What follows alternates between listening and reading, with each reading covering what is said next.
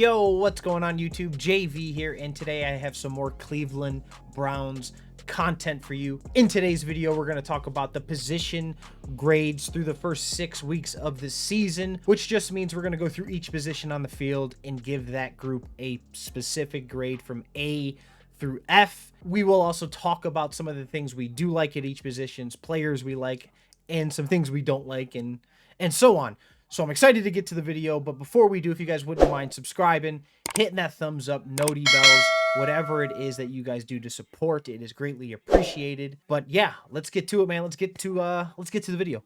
All right, so I'm going to start off with the quarterback group, and for this group, I gave them a C+, and I really didn't even want to give a C+, but I gave them the plus because Baker has won the games that he's supposed to, right? The Cincinnati game at home, the game against Washington, these are games you're supposed to win. And at the end of the day, the team is at 4-2. He is the quarterback of this team, so I felt like C+ was appropriate. However, if there's one thing I do want to see Baker improve on, and that is staying in the pocket and not panicking, and staying in that clean pocket and going through his progressions and looking like, you know, he's meant to be there. At times he just looks like he's not, he almost forgets how to play quarterback. Their feet are just scrambling, and then he takes off scrambling right or left prematurely, and the break breaks down a little bit too early.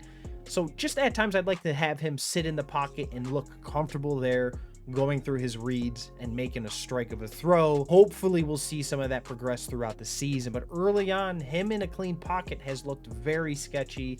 The turnovers are starting to happen again, which I don't want to see, right? This is a team that's going to run the football really well, a team that is going to rely on the play action game and taking those one-on-one shots downfield. So we really can't have Baker Mayfield, you know, turning the ball over and you know, kind of not in the defense much to work with. So yeah, C+ for the quarterbacks. I feel like that's a pretty solid grade, but let's move on, right? So next is going to be the running back. And with the running backs, I gave them a B+. They've been pretty solid, right? Especially early on in the year. The Dallas game, the Cincy game, they were really good. Been a little bit different since the Chubb injury, right? The running back plays come down to earth a little bit. Kareem Hunt still plenty capable of getting it done, and I think he has a huge week against this Cincinnati defense that we'll see this Sunday, but that's kind of beyond the point. Having Kareem Hunt here has just been an absolute blessing, as well as him being able to catch the ball out of the backfield. Nick Chubb's no slouch as far as catching the ball out of the backfield, but Kareem Hunt just has more of that natural ability to run routes, catch the ball, make a guy miss right after catching the ball. So Kareem Hunt is a little bit better in the passing game, and it's perfect for us, right? We got that perfect 1-2 combo. I would like to see more from Kareem Hunt as far as home run plays go, big money plays, you know, 15+ yard plays until we get Chubb back, because we're kind of missing that. You kind of banked on Chubb breaking 1 or 2 off a game. We haven't really seen that from Kareem Hunt.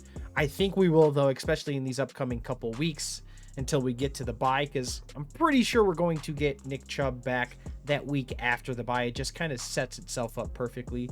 But yes, B+ for the running backs. Expect Kareem Hunt to really get stronger here these next couple weeks as he's getting more reps. He should be getting in better shape, and just more comfortable as being the every down back until Chubb gets back. So yes, B+. Let's move on to the wide receivers. And I was kind of torn between a B and a B+ on this one, but ultimately I ended up going with a B. The play's been pretty good, right? The only reason why I went B is because I'm not sure how much depth we have at that position yet. I know we have Odell. I know we have Jarvis. Higgins seems to be a guy that you can rely on when you need to call on him. I'm not sure why each coaching regime has kind of been afraid to give him that permanent number 3 role. I'm hoping that this is the regime where he fits right in. Maybe it's because of injuries he fits in this year. Obviously, you know, some things have been up and down in the wide receivers room, especially with guys like, you know, Devlin Hodges. I hope that's his first name. Donovan Peoples-Jones. They've kind of been up and down with injuries. So Higgins, you know, in Higgins fashion, in Hollywood fashion, I guess we could say, has kind of just stepped into that number 3 role, and he's been good. We've been able to count on him. He's been there to make the catches when we needed to. He's had a touchdown grab as well. 2 touchdown grabs, actually, since being the number 3 receiver. So shout out to Higgins there. I feel like you're always able to count on him when you need to. So I hope this is the regime that really nails him down as the number 3 receiver. But I just want to continue to see big plays made there. They're going to have plenty of opportunities. This zone running play action style offense isn't going anywhere. So we're going to see tons of one-on-one targets for guys like Odell, Higgins and Jarvis, down the field, especially when Chubb comes back and teams have to really start to, respect the run game. It's just going to open up one-on-one. So we're going to continue to see what these wide receivers can do as the year goes on. Tons of targets coming their way. But yes, I give them an overall B. I would like to see a fourth or fifth receiver kind of step up and take control as that number 4/3 receiver as far as depth is concerned. But I'm not overall, I'm not really concerned about the position. So yes, we'll give them a B. Let's move on to tight ends. Tight ends, I gave a solid B+2 as well. I was thinking B, but we went with B+, and here's why. The running game has been so spectacular, and the tight ends have played a role in that as well. The tight ends have graded well as far as blocking goes through 6 weeks this year, according to Pro Football Focus. So that's a plus. And they've made plays when they've been asked to. I remember Harrison Bryant making a couple plays, including his first touchdown grab. Njoku's made a couple insane catches, especially early on in the year. And Austin Hooper seems to be getting more and more comfortable as weeks go on. I expect a lot of Austin Hooper this week against Cincy. And it's the guy that Stefanski has emphasized giving more, targets to and a bigger workload to as each week goes by. But yeah, they're blocking well. They're not dropping the ball. You're not getting mad at your television because you're tight end. So overall, I give them a B+. And I think the future is so bright for that room, especially Harrison Bryant. I keep saying I'm going to put a video out on Harrison Bryant. I am overdue, but Harrison Bryant will be a top 5 tight end in this league very shortly. The sky is the limit for that kid. But yes, tight ends, B+. Let's move on to the offensive line. All right, so with the offensive line, I ended up giving them an overall grade of an A. The only thing that stopped me from giving them an A+ was the Pittsburgh game. I don't even want to get into it. The Pittsburgh game was ugly from all sides. I think it's best if we just move forward from the Pittsburgh game at this point. We do need to get Wyatt Teller healthy, though. I know he's out again this week, or I believe he's out again this week. I would have to double check with that, but I'm almost positive he is. He needs to get healthy because he might be the best offensive lineman on this team. I know he's already opened up a lot of eyes around the league as being an absolute bruiser at the guard position. So he's a guy that we really need. I know he's one of the highest graded players in all of football when he, before his injury. Play from Jedrick Wills has been, pretty solid. Conklin's been a guy that I can't give enough praise to either. As a whole, though, the offensive line has been beautiful. When Chubb was back there and before his injury, and I hope he gets healthy soon, and I hope everything's good with him. But when he was rolling, this offensive line and him with, the passing game and the play action, it was just looking so beautiful. And I don't want to forget about that. So yes, the big hogs up front, I'm going to give the offensive lineman an A. They easily could have got an A+ if the Pittsburgh game would have went differently. But I think the offensive line is the strength of this team. And I believe it's just going to keep getting better moving forward. But yes, let's flip sides now to the defense and talk about the defensive line. I gave the defensive line a B+. Look, Myles Garrett has been unbelievable. He gets an A+ just for himself. Guys like Sheldon Richardson have stepped up. Claiborne, a signing that just hasn't gotten enough credit. He's been awesome filling in as a depth guy, as a guy coming off the bench, rotating in, playing big minutes with some of the injuries. Don't get me started on Vernon, though. I just wish that Vernon trade never happened, but it did. Porter Gustin, he stepped in. He's played a huge role at times. Obviously, Ogunjobi's been great. When he's on the field, he needs to stay healthy. But yes, when this defensive line is healthy, when Ogunjobi and Sheldon Richardson are in the middle, and then you got Myles Garrett and Vernon or Gustin or Claiborne, whoever they got on that left side, it looks like it plays with some dominance. So I do think the defensive line is the strength on defense. I think they have played well this year, especially at getting to the quarterback. Obviously, Myles Garrett, an absolute freak. So yes, defensive line, B+. Myles Garrett gets his own grade, though, of an A++ because he's a beast. Let's move on to the linebacker position. All right, so for linebacker, to me, this is the weakest part of this Browns team as a whole.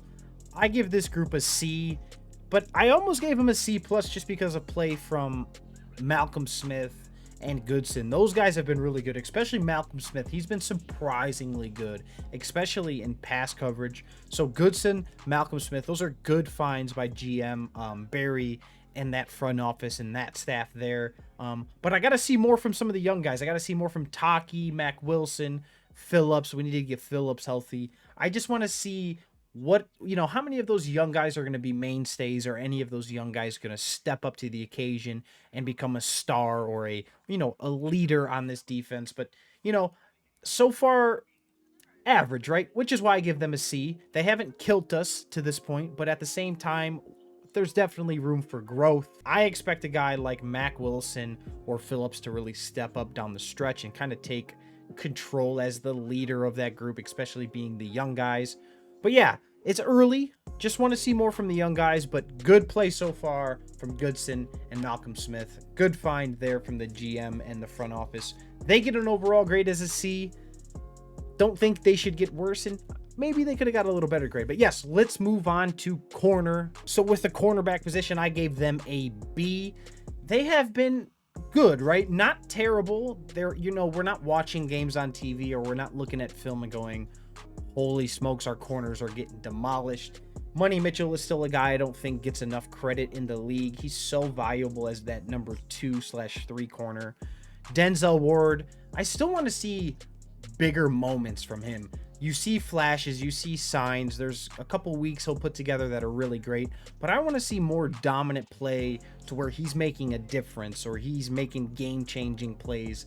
I know he has it in him, and I think we all expect him to get there, but I just want to see more of it, especially down the stretch. Boy, would that be nice. And then Greedy Williams. Greedy Williams is like the Vernon of the DBs.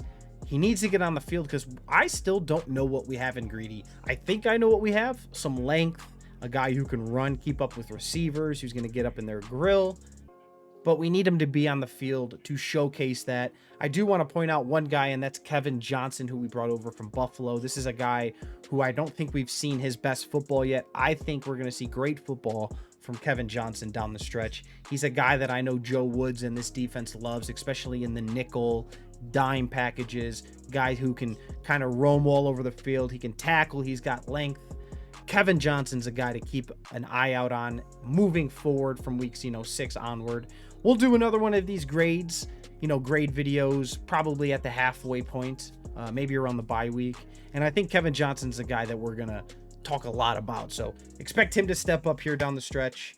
We need to stay healthy at the position. Again, Greedy, get on the field so we know what we have in you. But yes, overall grade, we're going to give him a B. Let's move over to the safety position. And holy smokes, I'm going to start out with one guy, and that's Sendejo. Sendejo, I would not be mad if they cut you tomorrow. Unfortunately, they're not. They don't have the depth to cut him. We need Sendejo and his play to step up tremendously, because he has been miserable. Sendejo gets his own grade at the safety position of an F. And I'd make it an F- if I haven't seen him come up to the line of scrimmage and make a couple big hits. A lot of whiffs, but he's made a couple big hits. I like big hits. But Sendejo aside, the group's going to get an overall grade of a C-. They're just not healthy. Losing out on Delpit early in the year kind of sucks. He's a guy that I was so excited to watch.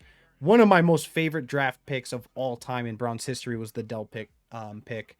Carl Joseph, hopefully he can get healthy. He was playing well before his injury as well. This is a position we just need to get healthy at, get some depth at. Hopefully Redwine can step up and play a bigger role. I know he's a guy that there's still a lot of question marks on, but I know he can fly. We question whether or not he could come up and play in the run game and support and stop the run. This is another position. Linebacker, safety, little iffy, right? Defense is definitely the weak point of this team, especially in the back half, and linebackers and the safeties. So yeah, I'm going to give the safeties, a C. It could have been worse, but yeah, I think that's a pretty good grade. So yeah, let's move on to special teams. Last but not least, special teams. I'm going to talk about the kick return game, just the return game in general. I know that they've been using Donovan Peoples-Jones there. I'm just not feeling it. Kind of sucks that we lost out on JoJo Natson. He looked like a guy who could make some plays, could be explosive. He's been explosive in years past with other teams, the Rams, for example. But yeah, I would still like to see the returner position solidified and set and sewn and stapled. But let's talk about kicking and punting. The kicking and punting game has been fine. Cody Parkey's pretty much been brilliant since he's been here. No complaints about Cody Parkey. Still a lot of season left for that to, for that to change. Gillen, whatever you guys want to call him, the Scottish Hammer, he's going to be a great one. He's going to be a guy who will be here for multiple years. He'll have multiple Pro Bowls. I am not worried about him whatsoever. So yeah, special teams, we're going to give them a B, right? Because we don't hate them. We don't love them. They've made kicks when they've needed to. I haven't really remembered any kicks really that really costed us as far as misses go. So yeah, we'll give special teams a B. Not too bad.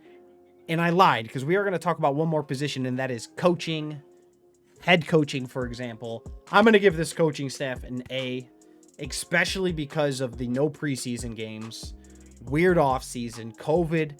It's their first year, and they have this team at 4-2. So coaching gets an A, probably even an A+, right? Hopefully they can ignore the outside noise.